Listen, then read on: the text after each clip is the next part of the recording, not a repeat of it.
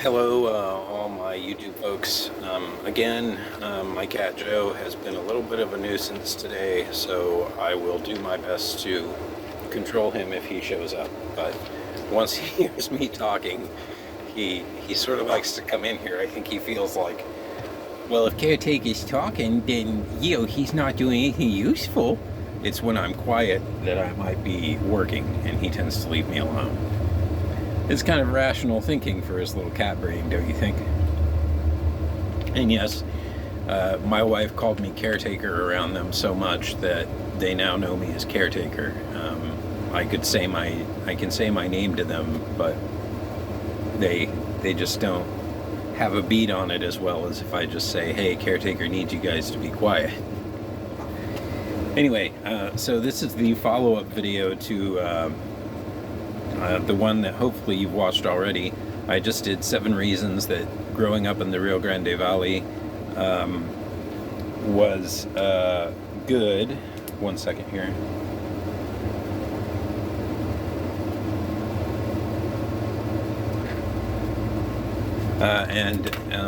This is going to be 7 reasons why growing up in the RGV was kind of tough.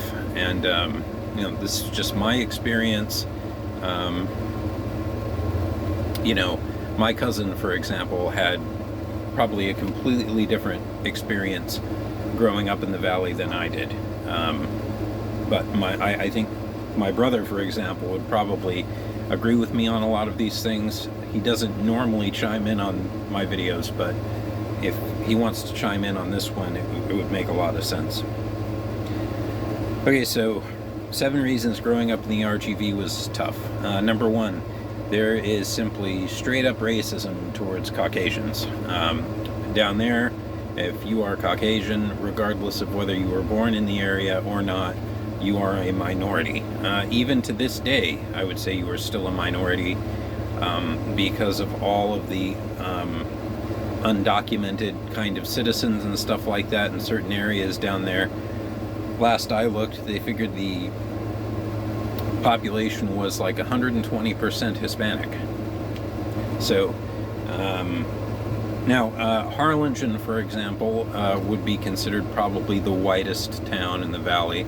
There are a lot of white folks in Harlingen, but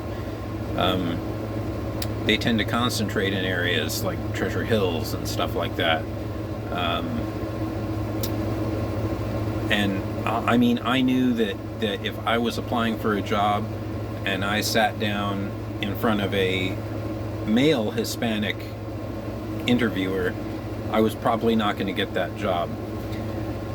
It might not necessarily be because of the color of my skin, but there was going to be like a 50-50 chance that it was going to be the color of my skin or another thing on this list that I'll get to.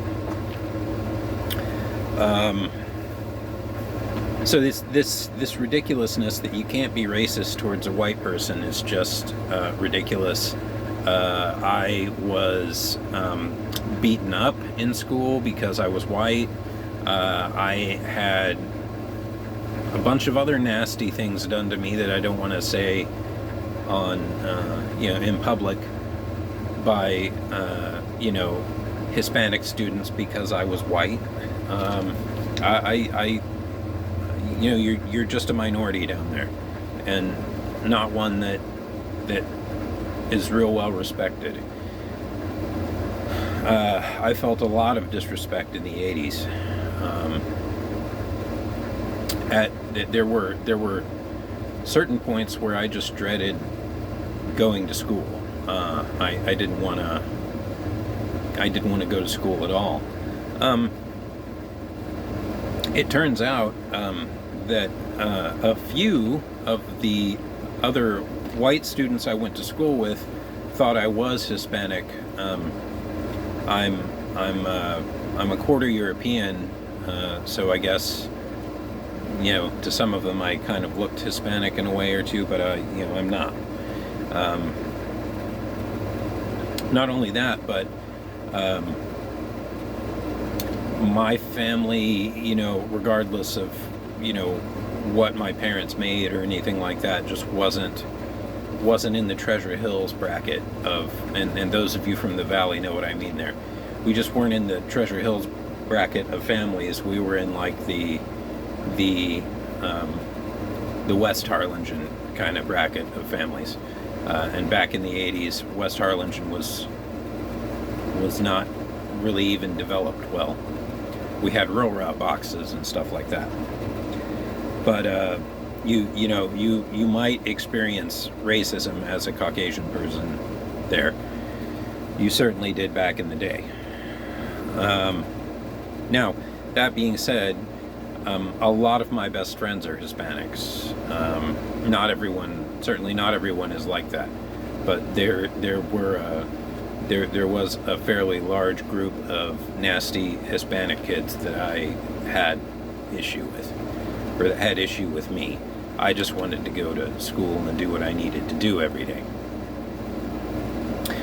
Number two, so this is one of the things that actually carries both. Since it is such a cheap area, they still pay $7.25 down there for some things. Maybe not real recently, but I worked there, into the 2000s. The most I ever made in the Valley was $9.50 an hour, and that was in like 1998, 1999, and that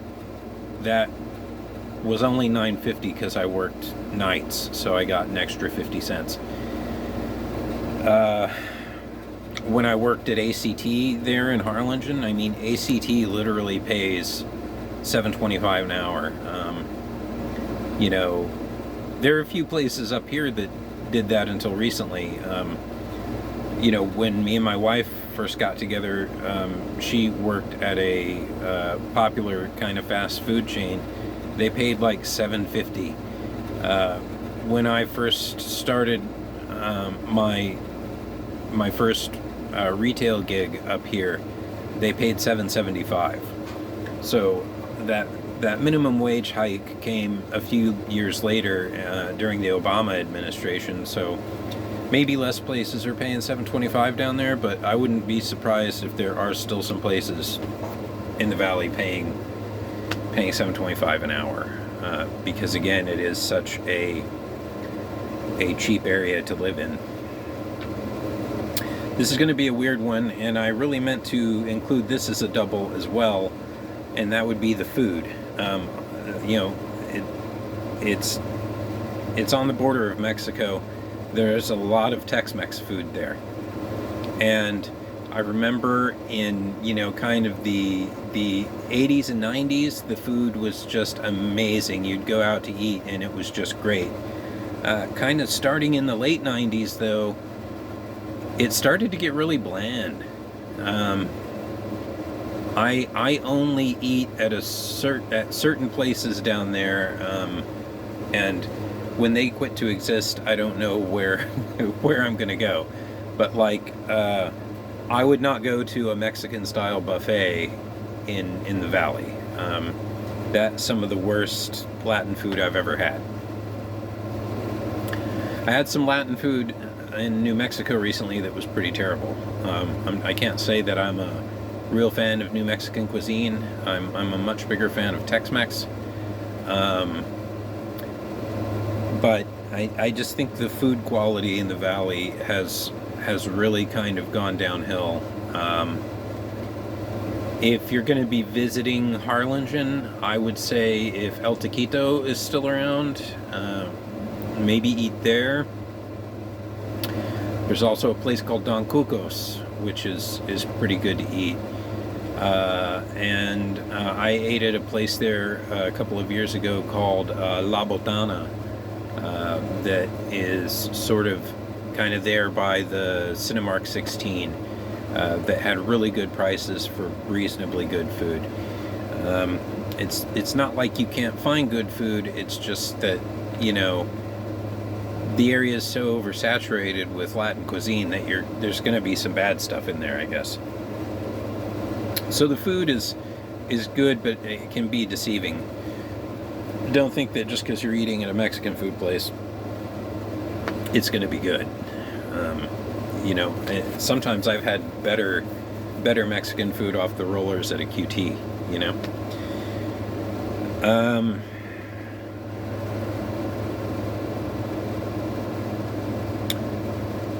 Number 4. Frankly, this is another kind of dual thing. It's boring. It's really pretty boring. You know, and unless, of course, you're into outdoor stuff. But, you know, I used to have an uncle who would fish every weekend, and I would eventually just get tired of that, you know. I like outdoor stuff fine, but I also like some variety in that. But if you're not into outdoorsy stuff at all, it can be pretty dismal. It's pretty easy just to sit at home behind the internet or, you know, the TV. A lot of times that's a little more entertaining than going out. In Harlingen, there at least used to be over there in Fair Park, like an art center where, like, sometimes like orchestras would come and play and stuff like that, and you go see that stuff just to have something to do, you know. Then, you know, kind of in the early 2000s, the whole music festival thing, like Music on the Hill over there in Fair Park, not Fair Park, is it Longsea Hill Park or something over there in Harlingen on Egg Carry? They kind of run like a blues festival every year now. There's turning out to be some other stuff to do, but I like I said in my other video, when I go there, I wind up sleeping a lot. I usually go down there to like get some loose ends tied up or something like that anyway, so it's just a pretty dismally boring place, unless you're into outdoor stuff, and then you're probably going to find that you've gone to every wildlife refuge you can, and you kind of are getting tired of them, and you've gone surfing enough and fishing enough and everything like that, and you're going to just want a vacation out of the valley. You know, it's the natural course of things. Number 5, the heat. The heat down there is and I'm not necessarily talking about the sun. One nice thing about the valley is that because you're so close to the Gulf of Mexico, there's usually some clouds, even in the summer. Quite a bit of clouds, in fact. You can have a really, really cloudy day even in the summer. That doesn't happen much up here in DFW. You can have a really, really cloudy day even during the summer and everything, but it is a seriously humid area. Temperatures during the summer can get between 115 and 120 pretty easily, and humidity can be in the 90% range. It is like walking around in pea soup, or like a sauna, for lack of a better term. You're gonna walk out of your front door in the morning to go get something out of your car, and by the time you go out to the car and back into the house, you are going to be covered in sweat, even if that only took 5 minutes. Now that does steel you up to work in the heat and everything like that. Down there you have almost no choice about it. If you're going to be working outdoors, especially, like if you're a supermarket cart pusher down there, man, drink water, you know. That is one thing I can say about the valley, is stay hydrated, because it is going to be just ripping it out of you almost as fast as you put it in. It gets hot up here in DFW too. We get into the triple digits a lot. The hottest day I've seen up here is about 111. We haven't had a day like that this year. It seems like it's starting to cool off already, which is good, but 111 would be nothing during the summer in the valley. That you wouldn't even be surprised to see that.